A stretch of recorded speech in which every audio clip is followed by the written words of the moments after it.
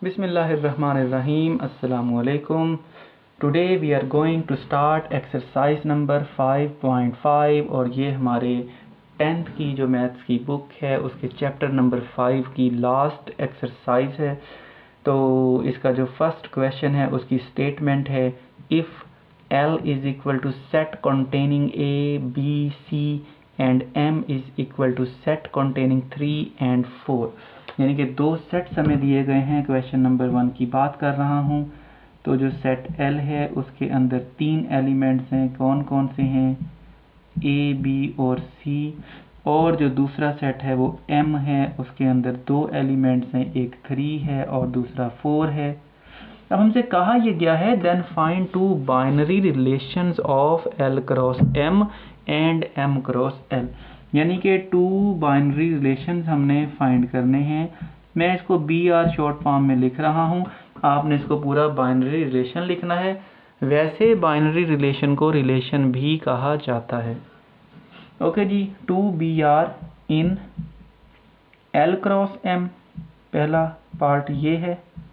और फिर 2BR या 2BRs या 2 बाइनरी रिलेशंस या सिर्फ 2 relations in M cross L, ये हमने फाइंड करना है।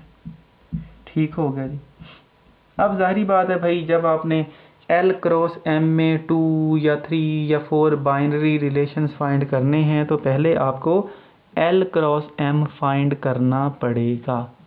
फिर सुन लें गौर से कि जब आपसे कहा जाए कि L क्रॉस M में 2 बाइनरी रिलेशंस या 3 बाइनरी रिलेशंस या 4, जितने भी वो कहें कि आपने फाइंड करने हैं, तो सबसे पहले आपको L क्रॉस M फाइंड करना पड़ेगा।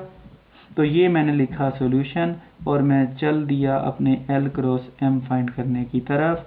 तो पहले सेट L लिखेंगे, ये वही तरीका है जो हमने 5.4 में भी किया था। तो ये आ गया जी L का सेट। उसके बाद फटाफट आपने M वाला सेट लिखना है और इनको फटाफट से आपने मल्टीप्लाई करना है जी। L cross M is equal to, इस A को इन सब के साथ अटैच करेंगे, फिर इस B को इन सब के साथ, फिर इस C को इन सब के साथ। तो ये लें जी A, 3, A, 4, B, 3 and B, 4, फिर है जी C, 3 and then we have C, 4। Okay जी, L क्रॉस M आ गया। अब बात है कि बाइनरी रिलेशंस कैसे फाइंड करने हैं। तो इसमें परेशानी की कोई बात भी नहीं है और फ़िलहाल आपको किसी डिटेल में जाने की भी ज़रूरत नहीं है। आपने 2 बाइनरी रिलेशंस फाइंड करने हैं तो मेरी बात माने, चुपचाप बड़े सुकून से पहले बाइनरी रिलेशंस में पहले 2 एलिमेंट्स लिख लें। ठीक हो गया। और दूसरे बाइनरी रिलेशंस में पहले 3 एलिमेंट्स लिख लें। अल्लाह अल्लाह, खैर से काम ख़त्म। ठीक है। तो यहाँ मैं, और बाइनरी रिलेशन को मैंने अभी बताया था कि खाली रिलेशन भी कहते हैं, लिहाजा हम इसको R से डिनोट करते हैं। तो जो पहला बाइनरी रिलेशन होगा वो आपका कहलाएगा R1। तो उसमें आपने पहले 2 लिख देने। वैसे तो आप कोई से भी लिख सकते हैं, ठीक है। तो मैंने वैसे आपको आसानी के लिए कहा कि आप पहले 2 लिख दें, इतने काफ़ी हैं। ठीक हो गया। और दूसरे बाइनरी रिलेशन को हम R2 से डिनोट करेंगे। अब उसमें आप क्या करें, इसमें पहले 2 लिखे हैं, उसमें पहले 3 लिख दें। ठीक है। पहले मैं 3 क्यों लिख रहा हूँ कि जो दूसरा बाइनरी रिलेशन है वो पहले बाइनरी रिलेशन से थोड़ा सा डिफरेंट होना लाजमी है। तो ये लें, जैसे ही आपने तीसरा एलिमेंट लिखा तो अब ये डिफरेंट हो गए। वैसे डिटेल बता दूं कि आप बाइनरी रिलेशन में इनमें से कोई से भी एलिमेंट्स यहाँ लिख सकते हो, लेकिन आप फ़िलहाल इस क्वेश्चन को कंप्लीट करने के लिए पहले बाइनरी रिलेशन में पहले 2 ऑर्डर्ड पेयर्स लिख दें और दूसरे बाइनरी रिलेशन में 3 लिख दें। ठीक है जी, ये हो गया। अब जो इसका सेकंड क्वेश्चन है वो मैं इसी में आपको क्लियर करवा देता हूँ। तो उसमें आपसे इनकी डोमेन और रेंज भी पूछी गई है कि ये बताएं जी, इन ये जो आपने बाइनरी रिलेशंस बनाए हैं इनकी डोमेन क्या होगी और रेंज क्या होगी। तो डोमेन कैसे फाइंड करनी है, आपने यहाँ पर लिखना है जी DOM। ये डोमेन की शॉर्ट फॉर्म है। किसकी फाइंड करना चाह रहे हैं? R1 की। ब्रैकेट में R1 लिखें। इसका मतलब है डोमेन ऑफ R1। अब डोमेन में आपने क्या करना होता है, आप इस रिलेशन की डोमेन फाइंड करना चाह रहे हैं, तो इस रिलेशन के जो ऑर्डर्ड पेयर्स बने हैं उनका जो पहला एलिमेंट है वो डोमेन कहलाता है।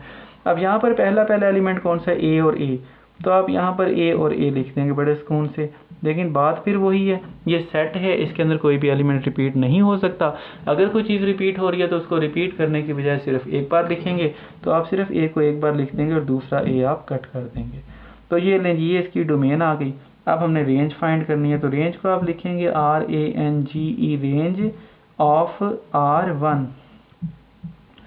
तो R1 की रेंज फाइंड करनी है, उसका तरीका भी वही है, सिर्फ आपने दूसरा एलिमेंट उठाकर लिख देना है। तो ये लें जी, दूसरा एलिमेंट 3 और 4 है। अब क्योंकि ये रिपीट तो नहीं हो रहे तो ये सारा का सारा लिखा जाएगा। इसी तरह से आप R2 की डोमेन और रेंज फाइंड कर सकते हो। और जो क्वेश्चन नंबर 2 है वो भी ऐसे ही होगा, उसमें भी आपको 2 सेट्स दे दिए जाएंगे, आपने उनको आपस में पहले मल्टीप्लाई कर लेना है। फिर बाइनरी रिलेशंस के लिए पहले बाइनरी रिलेशन में आप पहले 2 एलिमेंट लिख दें, दूसरे में आप पहले 3 लिख दें, बेशक 4 लिख दें, जितने मर्जी आप लिख दें, ठीक है जी। तो इस तरह से उम्मीद है कि आपके जो बाइनरी रिलेशन वाला मामला वो भी क्लियर अप हो जाएगा।